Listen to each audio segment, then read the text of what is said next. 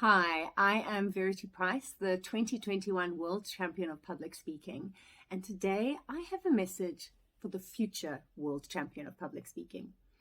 I want to share with you 3 things that I wish I had known before I won. Because what I do know is that the journey to the finals, the journey to hearing that you're world champion, is so focused on the speeches that you're giving. I spent 7 months obsessively writing, rewriting, refining, rehearsing 2 speeches. And it was all about those 2 speeches and giving the best speech that I could possibly give. What I wasn't ready for was the life-changing moment when you hear that it's actually paid off and you're actually the world champion. My sister Kay, about 3 days before the finals, phoned me and said, Verity, have you thought about what you're going to do if you win? I was like, I don't have time to think about that. I'm just trying to see if I can win. But she was so right.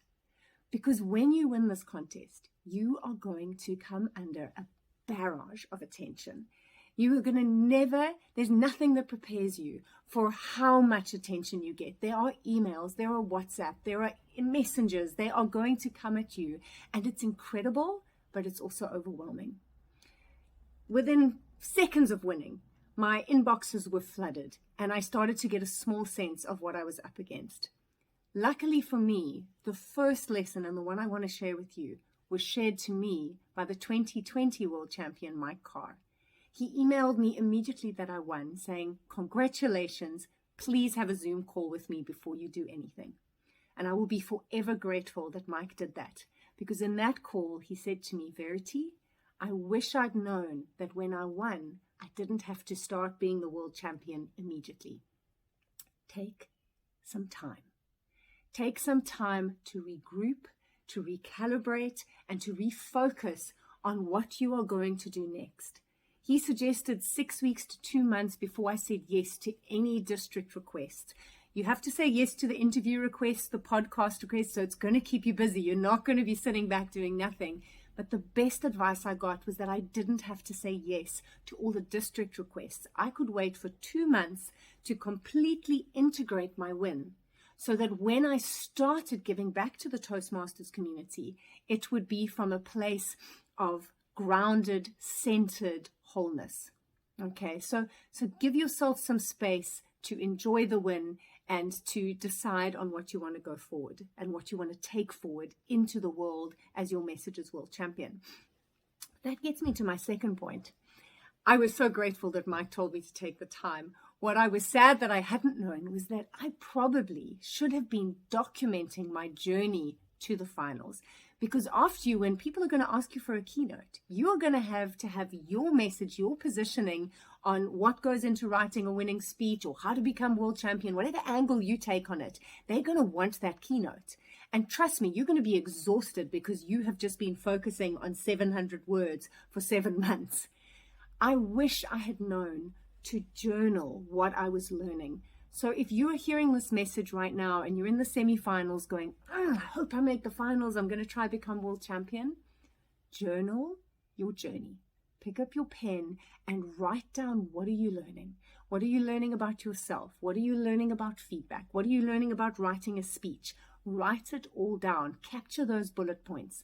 Because after you win, and when you're getting ready to decide what to share back to the Toastmasters community, those bits of writing will give you so much food for thought, and you'll be able to build your message around it. So please journal the journey now. Take time off when you win to let it all land. And that third piece is, what is your message going to be to the world? Because becoming world champion is not about you. I discovered that very quickly. You are going to belong to the world of Toastmasters. You are going to belong to the world of hopeful future contestants that look to you for guidance, for inspiration, for ways to also win. How are you going to teach that?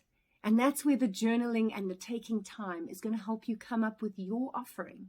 Because you're going to be speaking a lot. You are going to be online, in person, sharing what you've learned. And you'll discover that being a world champion is not a title. It's a verb. I'll put it to you this way. It is not a noun. It's a verb. You are going to do. You are going to give. You are going to speak. But if you do those 3 things, I believe it will really set you up for success. journal your journey, take some time after you win to integrate, and then work on a keynote that you can deliver. There is a fourth thing, and this is probably the most important one, actually, and I want you to make sure this happens the moment you win. Like I said to those preparing for semi-finals, reach out to your district and ask for support. I was so lucky that my district 74 saw that I would need support. They assigned me a brand manager, incredible woman, Jasmine Hecht. She has walked the World Championship road with me. She deals with all requests for speeches. She manages my diary. She makes sure that I know where I need to be, what the login details are, what exactly is expected from me. And it has made it possible for me to serve Toastmasters to the utmost of my ability, because I've had someone guiding and holding that process. So make sure you don't try to do this by yourself. Ask your district to create a brand manager role. It's an awesome role, and Jasmine has been a lifesaver for me. Get them to set up a world champion at district.org and have that as a role, because you are representing them. So make sure they help you. But please, listen to this, and if you are on your way to that World Finals and you want to bring back that trophy, I hope this helps you to be ready, to be prepared for what it really means to be world champion. And trust me, once you're on the ride, it's a roller coaster worth riding.